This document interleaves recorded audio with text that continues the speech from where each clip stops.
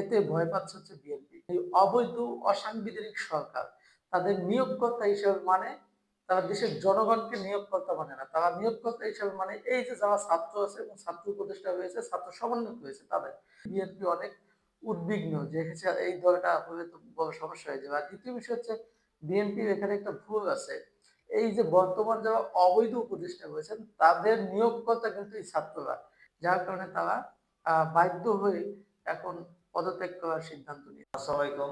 দৈনিক মুক্তি সংবাদ পত্রিকা থেকে সকলকে জানাই শুভেচ্ছা। আমাদের প্রতিদিনের আয়োজন কেমন আছে বাংলাদেশের আজকের অতিথি সাবেক ছাত্রনেতা শেখ বাজিত আহমেদ। ভাই আপনি কেমন আছেন? জি, আলহামদুলিল্লাহ ভালো আছি। ধন্যবাদ দৈনিক মুক্তির সংবাদ পত্রিকাকে। নতুন দল গঠনের লক্ষ্যে গুঞ্জন উঠেছে তিনি ছাত্র উপদেষ্টা পদত্যাগ করবে। এই বিষয়ে আপনার মতামত কি? এই বিষয়ে মতামত আসলে এটার জন্য আমরা স্বাগত জানাই। কারণ বাংলাদেশ একটা গণতান্ত্রিক দেশের লক্ষ্যে এগিয়ে যাচ্ছে। ৫ই আগস্টের পরে যে গণতন্ত্র হরণ হয়েছিল, গণতন্ত্র একটা শ্রেণীর মানুষের কাছে জিম্মি হয়ে গেছিল এবং গণতন্ত্র ধ্বংস হয়ে গেছিল। তো গণতান্ত্রিক ধারায় তাদেরকে আমরা স্বাগত জানাই যে তারা রাজনৈতিক একটা নতুন দল নিয়ে বাংলাদেশে আসতে যাচ্ছেন।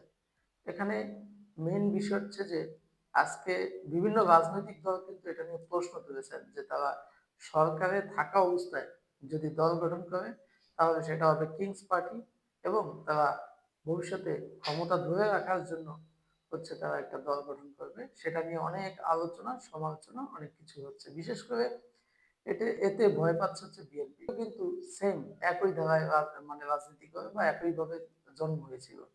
১৯৭৫ সালের পরে ৭ই নভেম্বর জিয়াউর রহমান যখন ক্ষমতা দখল করে তারপরে ধারাবাহিকতা বজায় রাখার জন্য বা ক্ষমতা ধরে রাখার জন্য বিএনপি তখন দল গঠন করে। এরপরে এরশাদ সাহেবও সেম ঘটনা ঘটিয়েছে। এরশাদও যখন ক্ষমতা দখল করে এবং ক্ষমতাকে দীর্ঘস্থায়ী করার জন্য দল গঠন করে। এখন হচ্ছে গিয়া যেটা হচ্ছে এই যারা অবৈধ অসাংবিধানিক সরকার রয়েছে তাদের মধ্য থেকেও এই ছাত্র উপদেষ্টারা একটা দল গঠন করার চেষ্টা দীর্ঘদিন করে যাচ্ছে। এখন তারা বিভিন্ন সমালোচনার মুখে এসে পড়ে, কারণ ১৯৭৫-এর পরের যে সিচুয়েশন, ১৯৮১ পরের যে সিচুয়েশন সেটা বর্তমানে না। বর্তমানে সিচুয়েশন অনেক পার্থক্য। যার কারণে তারা বাধ্য হয়ে এখন পদত্যাগ করার সিদ্ধান্ত নিয়েছে। আওয়ামী লীগের জন্য ভালো হবে, ক্ষতি হবে বিএনপির।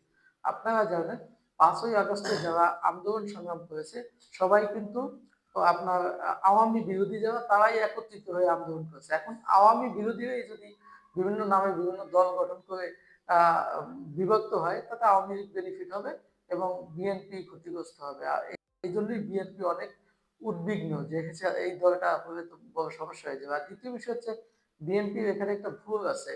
এই যে বর্তমান যারা অবৈধ উপদেষ্টা হয়েছেন তাদের নিয়োগকর্তা কিন্তু এই ছাত্ররা সুযোগ সুবিধা পাবে। অর্থাৎ এই সরকারের অবৈধ সরকারকে ক্ষমতায় রেখে এই দল গঠিত হলে সম্পূর্ণ বেনিফিট এই ছাত্ররা পাবে।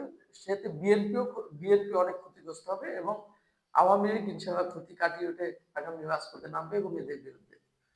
এই ছাত্র উপদেষ্টা পদত্যাগ করার পর উপদেষ্টারা কি নিরপেক্ষ থাকতে পারবে? প্রশ্নই আসে না।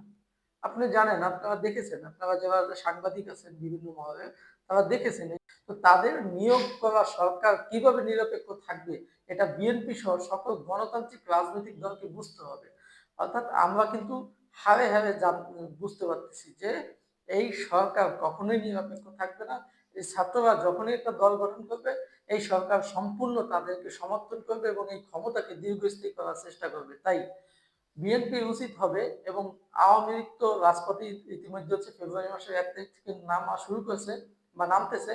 আর বিএনপিও ১৫ তারিখ থেকে ইনশাআল্লাহ নামার একটা প্রক্রিয়া চলতেছে। সো সবাইকে বুঝতে হবে যারা গণতান্ত্রিক ধারায় রাজনীতি করতে চান, ক্ষমতাকে কুক্ষিগত করে কেউ যাতে এদেশে আবার দীর্ঘস্থায়ী ক্ষমতা ধরে রাখতে না পারে এবং তারা যেন ক্ষমতার অপব্যবহার করে কোনো রাজনৈতিক দল বা গণতান্ত্রিক দলের উপরে কোনো নিপীড়ন নির্যাতন না চালাতে পারে সেই জন্য সবাইকে ঐক্যবদ্ধ হয়ে আন্দোলন সংগ্রাম করতে হবে। ধন্যবাদ আপনাকে আপনার মূল্যবান সময় দেওয়ার জন্য। ধন্যবাদ দৈনিক মুক্তির সংবাদ পত্রিকা।